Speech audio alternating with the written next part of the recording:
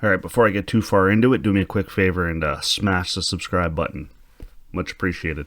So we watched the Friends reunion last night, myself and my wife, and I'll give you my thoughts on it. First off, preface it by saying I was never a big Friends fan.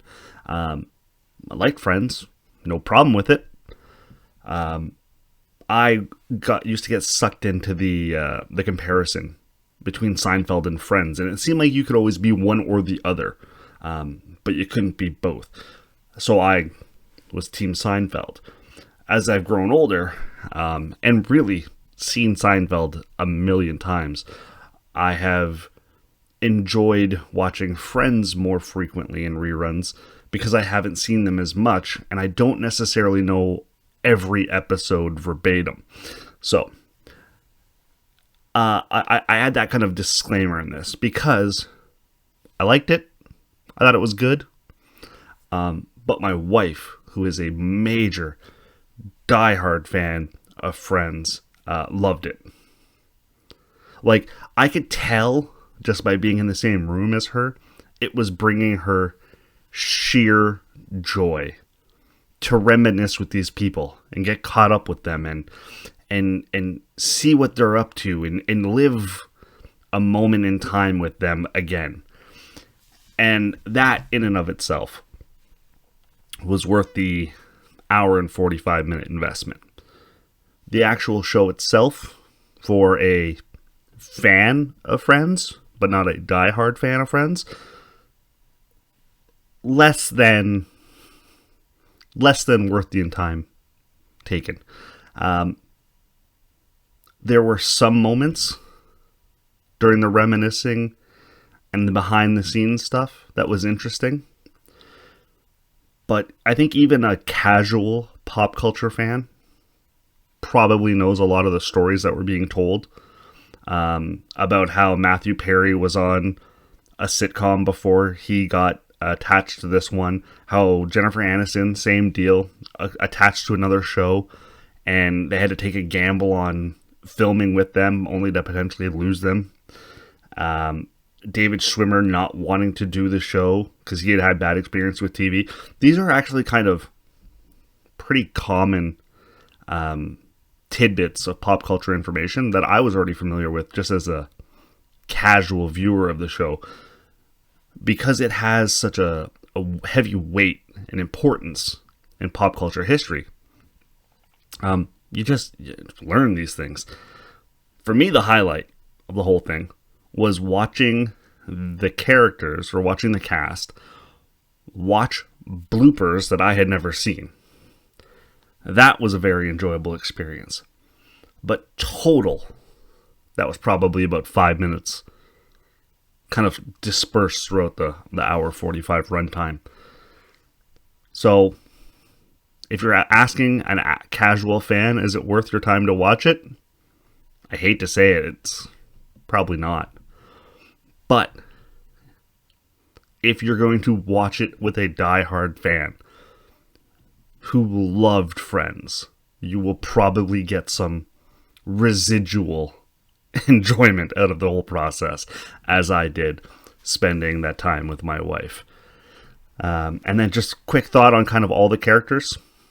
And I keep calling them characters, the actors. Jennifer Aniston looks phenomenal. Sounds together. Sounds with it. So does Lisa Kudrow.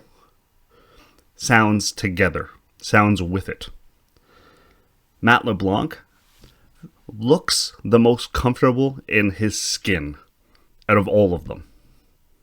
He's kind of like this big, oafy dad looking kind of guy now, and he just doesn't give a shit. I don't get the sense that fame or celebrity went to his head at all. I don't get that he's trying to relive glory days. I don't think he regrets anything. I just get the sense that if I could hang out with anybody in real life for a day, it would be Matt LeBlanc. Because I get the sense it would be a pretty chill day with a lot of really good laughs. David Schwimmer still seems like the intellectual of the group. Courtney Cox, I don't know. There's a lot of plastic surgery there, and I don't. This isn't going to be a body shaming thing, but I hope she's comfortable. I hope she's comfortable with where she is, because it. I don't think it turned out the way it was supposed to. All that surgery, and then poor Matthew Perry. You know, I was growing up when I did in the 90s.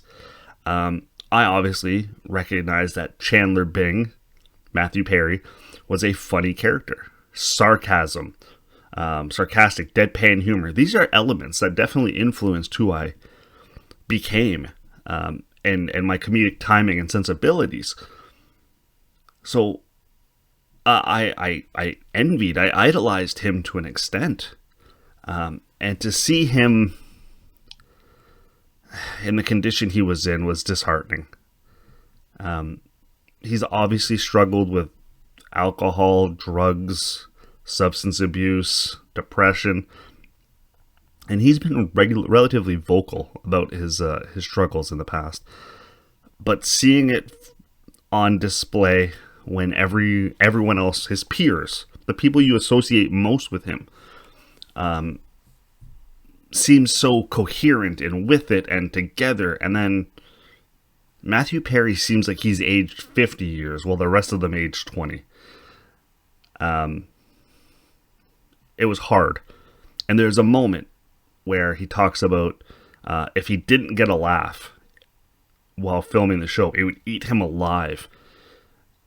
And just the tone of his voice gives me the impression that he's still chasing that. And I think that's something a lot of comedians and comedic actors can relate to. Chasing that laughter, that adrenaline rush, and feeling like you're not a success when you miss it. So that part was hard to watch. The rest of it, it's fine. If I didn't watch it, would I feel like I'm, FOMO, fear of missing out? No. But I'm glad I watched it with my wife. She enjoyed it. And after all, she is my best friend. See what I did there? See how I tied it all in? Friends, best friend, person I watched it with. Wow. Boom. I did it. Thanks for watching. Hit subscribe.